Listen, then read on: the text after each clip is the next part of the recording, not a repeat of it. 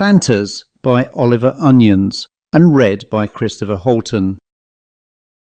As Abel Keeling lay on the galleon's deck, held from rolling down it only by his own weight and the sun-blackened hand that lay outstretched upon the planks, his gaze wandered, but ever returned to the bell that hung, jammed with the dangerous heel-over of the vessel, in the small ornamental belfry immediately abaft the mainmast.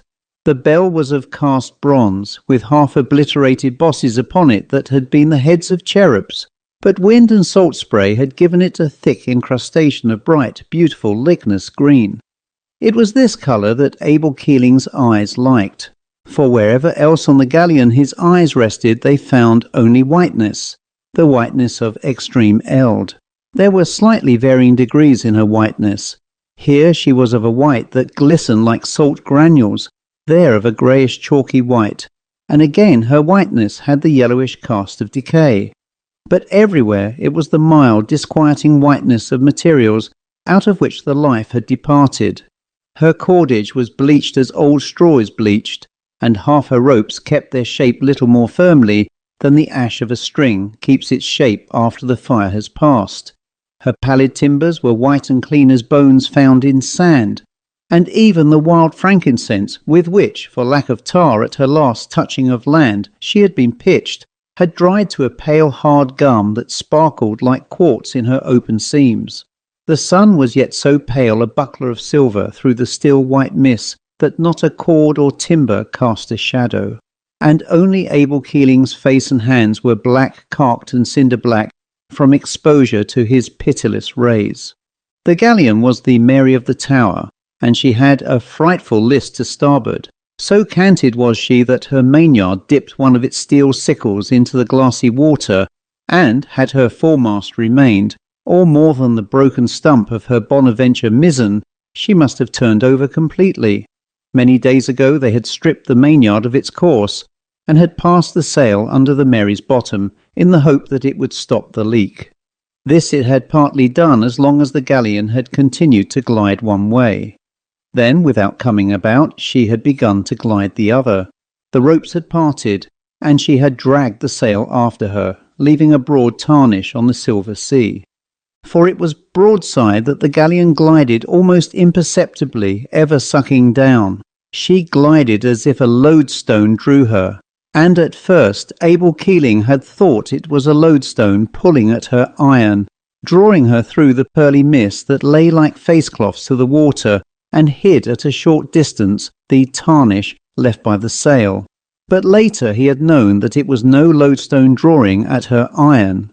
The motion must be due to the absolute deadness of the calm in that silent, sinister, 3 miles broad waterway. With the eye of his mind he saw that lodestone now as he lay against a gun truck, all but toppling down the deck. Soon that would happen again, which had happened for 5 days past. He would hear again the chattering of monkeys and the screaming of parrots.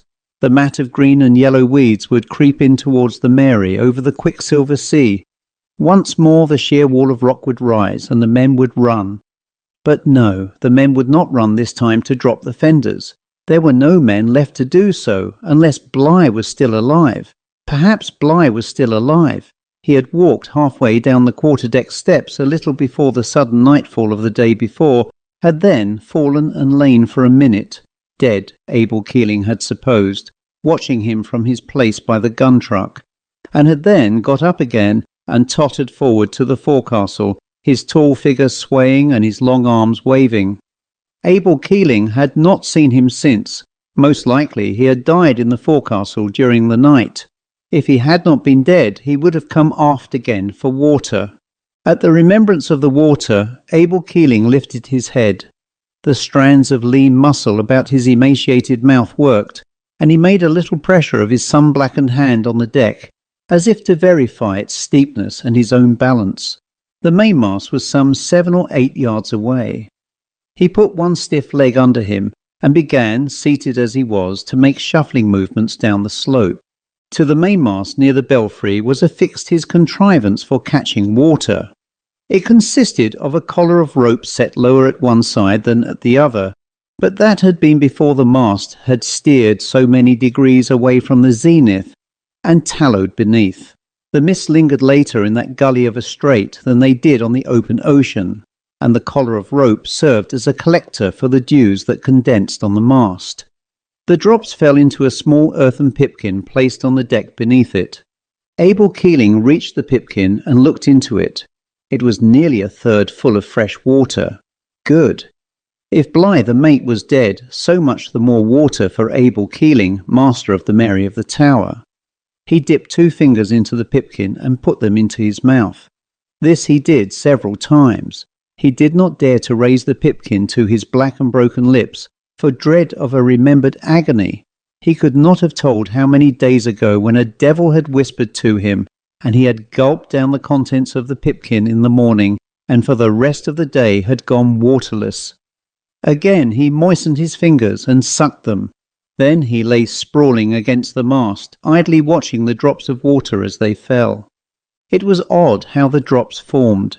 Slowly they collected at the edge of the tallowed collar, trembled in their fullness for an instant, and fell, another beginning the process instantly. It amused Abel Keeling to watch them. Why, he wondered, were all the drops the same size? What cause and compulsion did they obey that they never varied? And what frail tenuity held the little globules intact? It must be due to some cause. He remembered that the aromatic gum of the wild frankincense, with which they had parcelled the seams, had hung on the buckets in great sluggish gouts, obedient to a different compulsion. Oil was different again, and so were juices and balsams.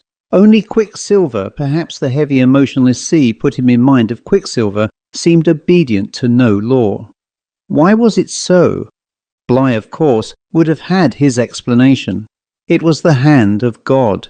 That sufficed for Bligh, who had gone forward the evening before, and whom Abel Keeling now seemed vaguely, and as at a distance, to remember as the deep-voiced fanatic who had sung his hymns as, man by man, he had committed the bodies of the ship's company to the deep.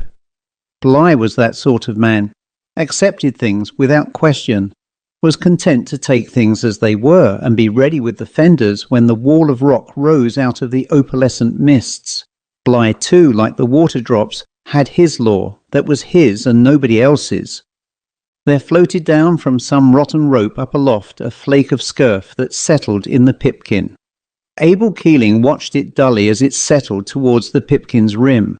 When presently he again dipped his fingers into the vessel, the water ran into a little vortex, drawing the flake with it. The water settled again, and again the minute flake determined towards the rim and adhered there, as if the rim had power to draw it.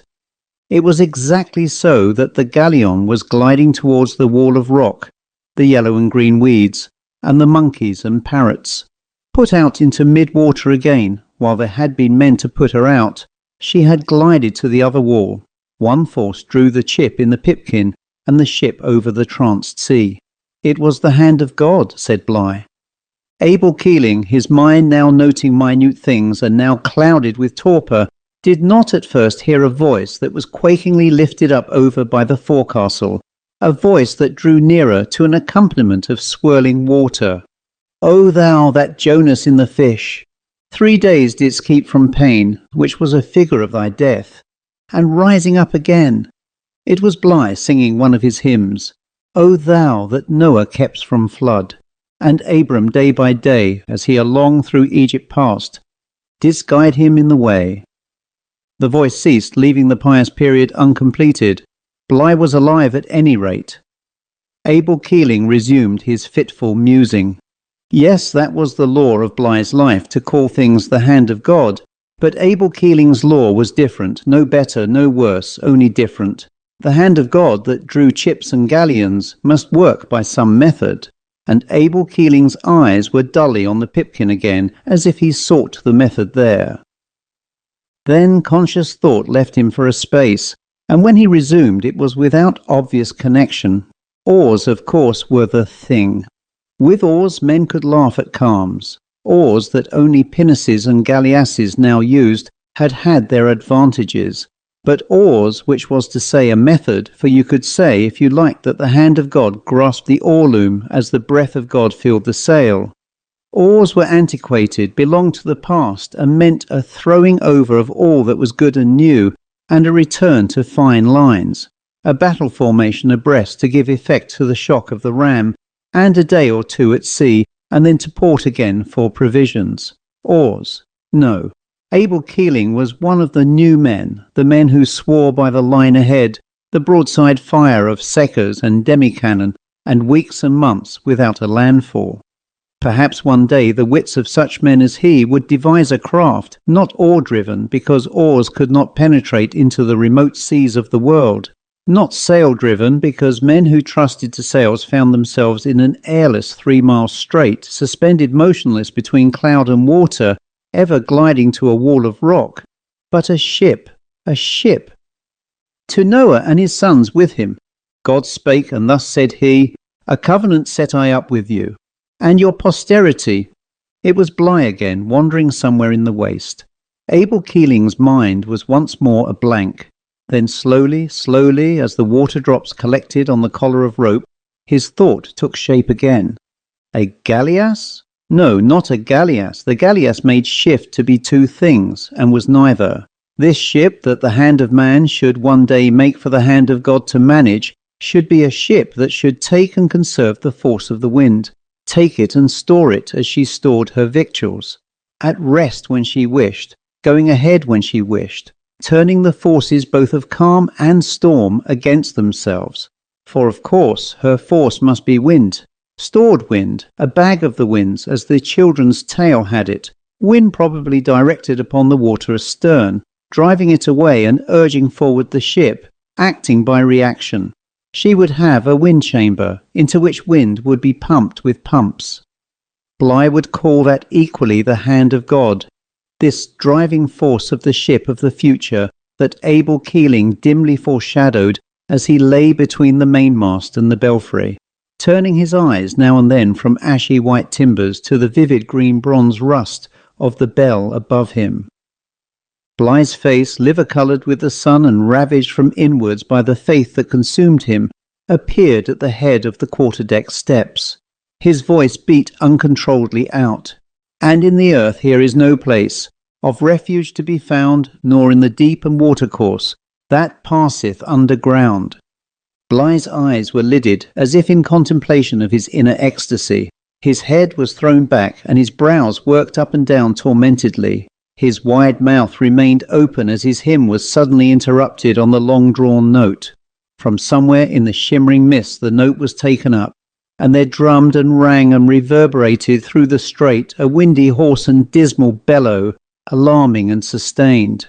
A tremor rang through Bligh. Moving like a sightless man, he stumbled forward from the head of the quarter-deck steps, and Abel Keeling was aware of his gaunt figure behind him, taller for the steepness of the deck. As that vast empty sound died away, Bligh laughed in his mania. Lord, hath the grave's wide mouth a tongue to praise thee? Lo, again! Again the cavernous sound possessed the air, louder and nearer.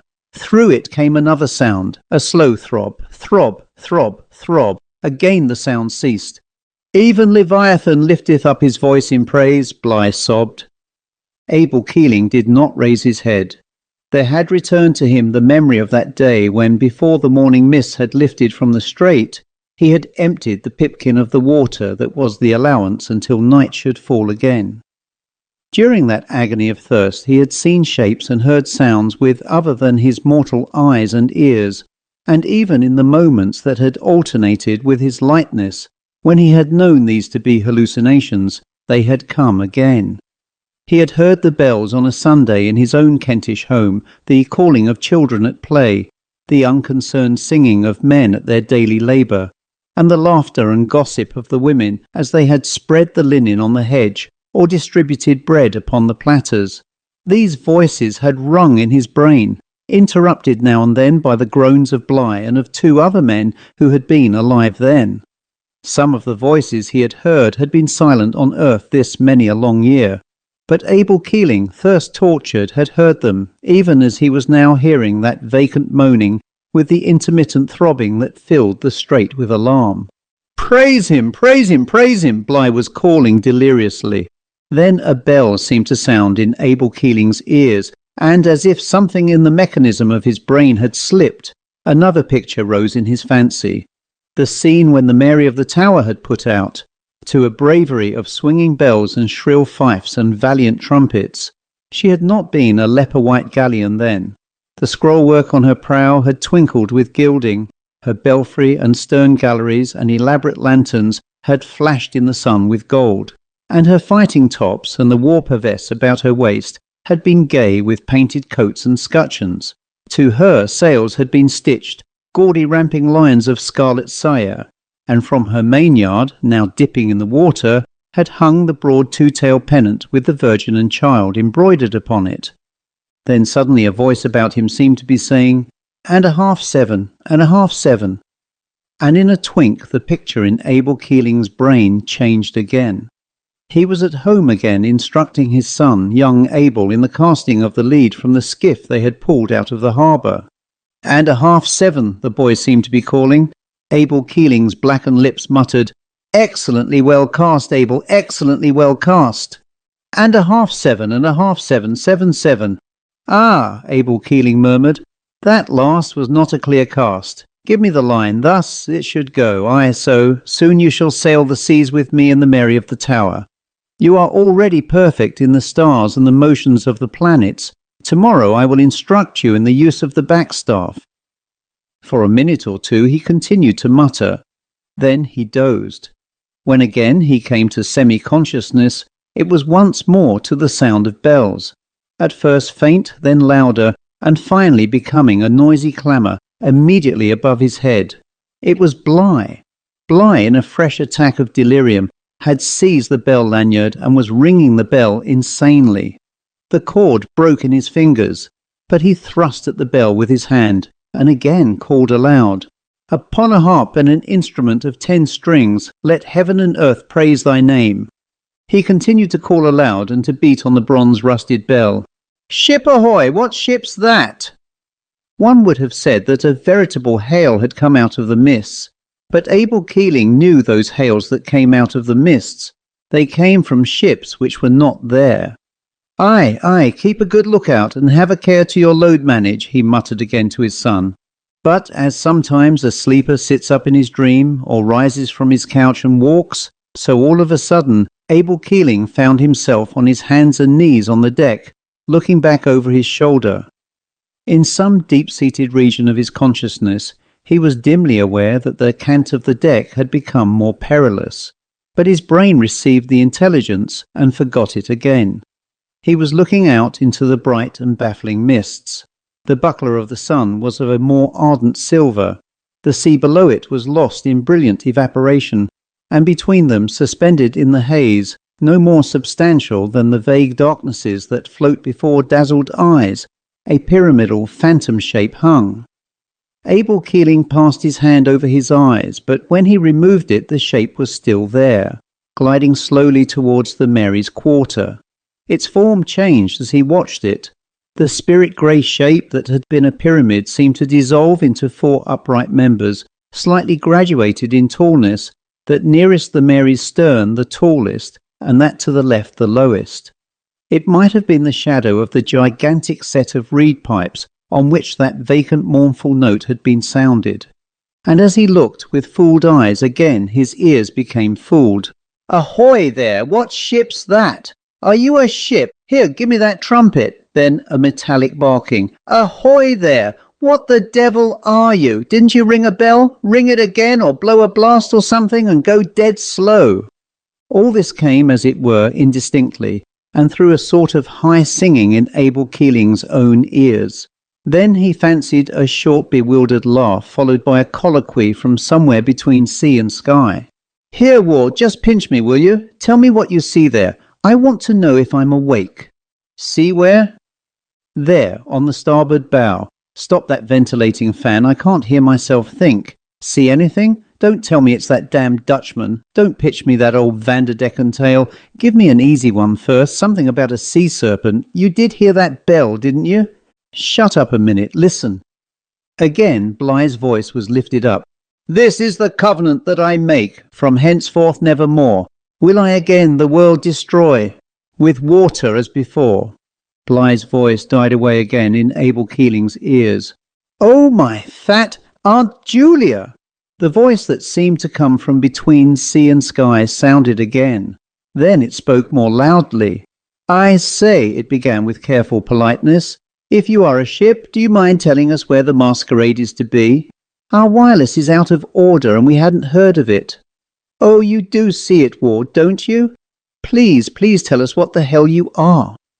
Again, Abel Keeling had moved as a sleepwalker moves. He had raised himself up by the belfry timbers, and Bligh had sunk in a heap on the deck. Abel Keeling's movement overturned the pipkin, which raced the little trickle of its contents down the deck, and lodged where the still and brimming sea made, as it were, a chain, with the carved balustrade of the quarter-deck. One link a still gleaming edge, then a dark baluster, and then another gleaming link. For one moment only Abel Keeling found himself noticing that which had driven Bligh aft had been the rising of the water in the waist, as the galleon settled by the head. The waist was now entirely submerged. Then once more he was absorbed in his dream, its voices and its shape in the mist, which had again taken the form of a pyramid before his eyeballs. Of course, a voice seemed to be complaining anew, and still through that confused dinning in Abel Keeling's ears, we can't turn a 4-inch on it. And of course, Ward, I don't believe in 'em. Do you hear, Ward? I don't believe in 'em, I say. Shall we call down to old A.B.? This might interest his scientific skippership. Oh, lower a boat and pull out to it, into it, over it, through it. Look at our chaps crowded on the barbette yonder. They've seen it. Better not give an order you know won't be obeyed. Abel Keeling, cramped against the antique belfry, had begun to find his dream interesting. For though he did not know her build, that mirage was the shape of a ship. No doubt it was projected from his brooding on ships of half an hour before, and that was odd. But perhaps after all it was not very odd. He knew that she did not really exist, only the appearance of her existed, but things had to exist like that before they really existed. Before the Mary of the Tower had existed, she had been a shape in some man's imagination. Before that, some dreamer had dreamed the form of a ship with oars, and before that, far away in the dawn and infancy of the world, some seer had seen in a vision the raft before man had ventured to push out over the water on his 2 planks. And since this shape that rode before Abel Keeling's eyes was a shape in his, Abel Keeling's dream, he, Abel Keeling, was the master of it. His own brooding brain had contrived her, and she was launched upon the illimitable ocean of his own mind. And I will not unmindful be of this my covenant past, twixt me and you and every flesh, whiles that the world should last, sang Bligh rapt. But as a dreamer, even in his dream, will scratch upon the wall by his couch some key or word to put him in mind of his vision on the morrow when it has left him, so Abel Keeling found himself seeking some sign to be a proof to those to whom no vision is vouchsafed.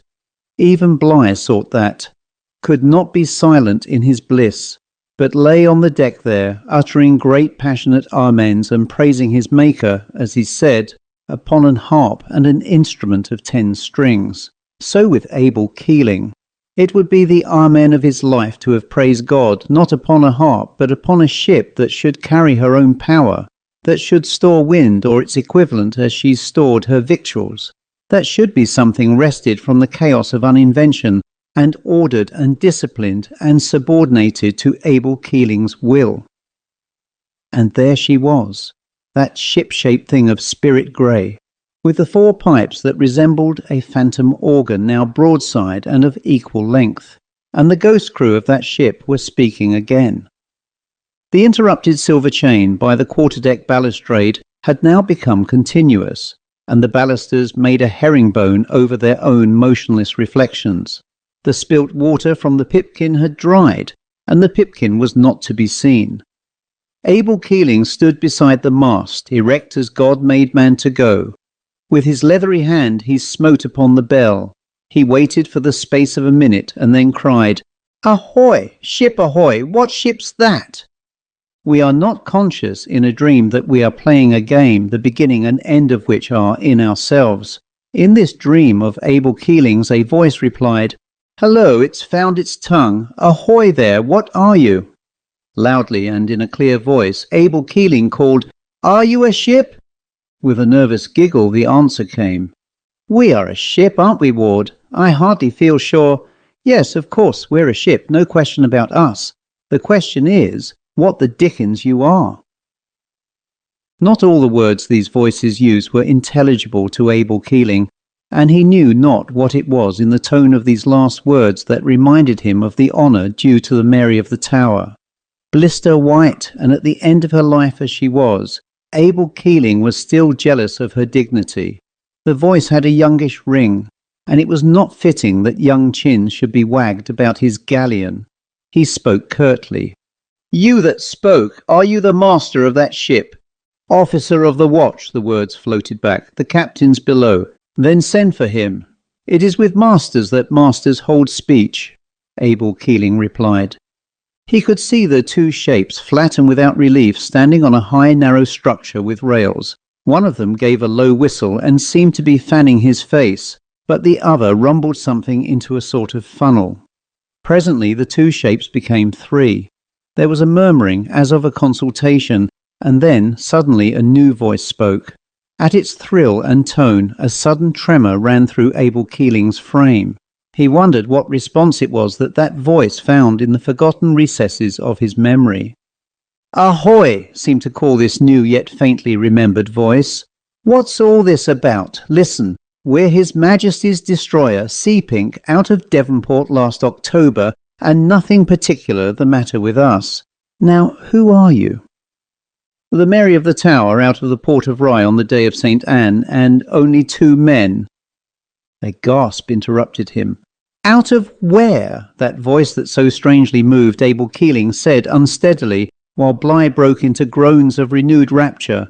"Out of the port of Rye, in the county of Sussex. Nay, give ear, else I cannot make you hear me, while this man's spirit and flesh wrestle so together. Ahoy! Are you gone?" For the voices had become a low murmur, and the ship-shape had faded before Abel Keeling's eyes. Again and again he called. He wished to be informed of the disposition and economy of the wind chamber. "The wind chamber," he called, in an agony lest the knowledge almost within his grasp should be lost. "I would know about the wind chamber." Like an echo there came back the words, uncomprehendingly uttered, "The wind chamber."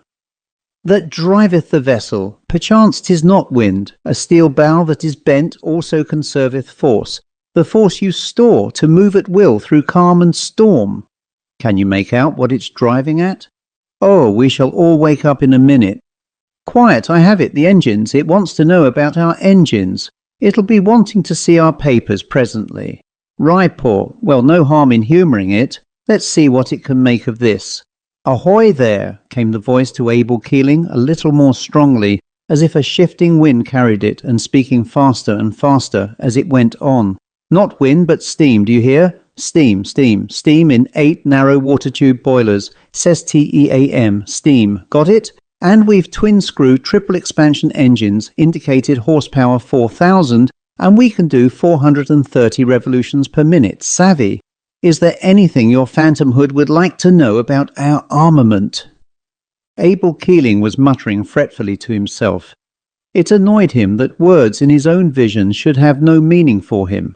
How did words come to him in a dream that he had no knowledge of when wide awake? The Sea Pink, that was the name of this ship, but a pink was long and narrow, low-carged and square-built aft. "And as for our armament," the voice with the tones that so profoundly troubled Abel Keeling's memory continued, "we've 2 revolving Whitehead torpedo tubes, 3 6-pounders on the upper deck, and that's a 12-pounder forward there by the conning tower.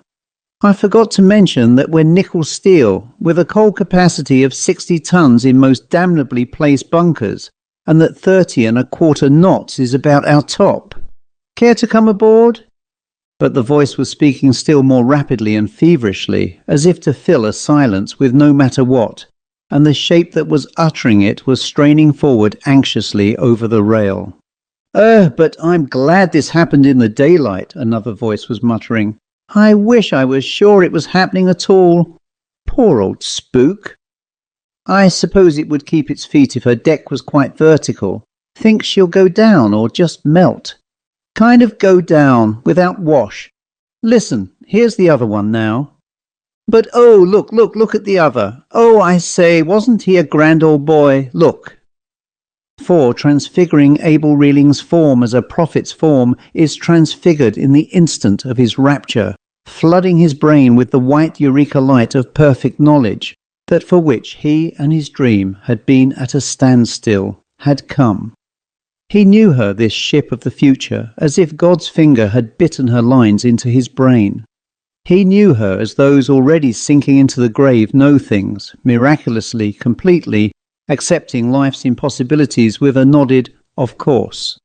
From the ardent mouths of her 8 furnaces to the last drip from her lubricators, from her bed plates to the breeches of her quick-firers, he knew her, read her gauges, thumbed her bearings, gave the ranges from her range-finders, and lived the life he lived who was in command of her.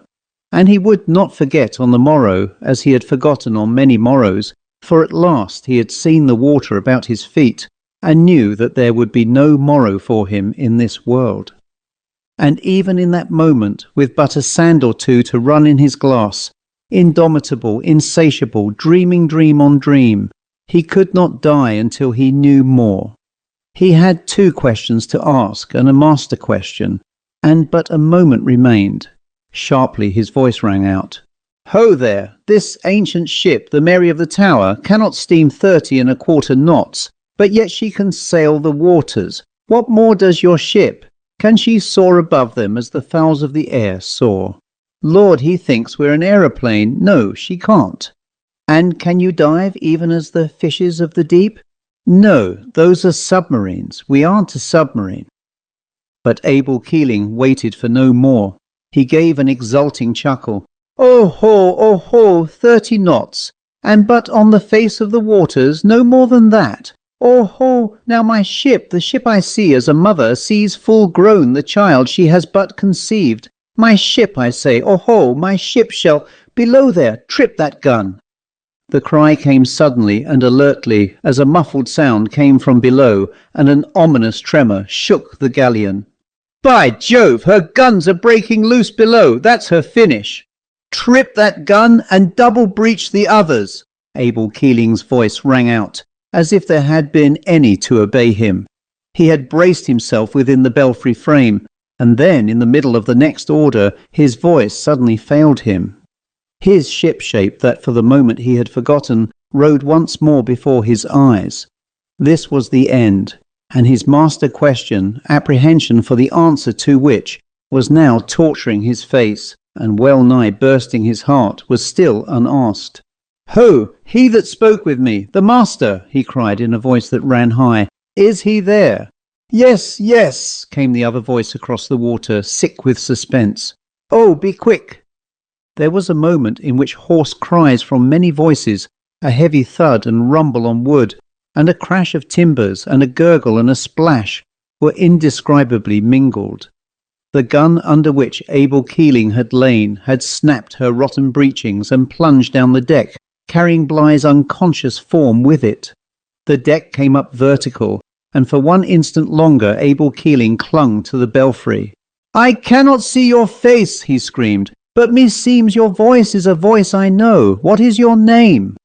In a torn sob the answer came across the water. "Keeling, Abel Keeling, oh my God!" And Abel Keeling's cry of triumph that mounted to a victorious huzzah was lost in the downward plunge of the Mary of the Tower, that left the strait empty save for the sun's fiery blaze, and the last smoke-like evaporation of the mists. The end.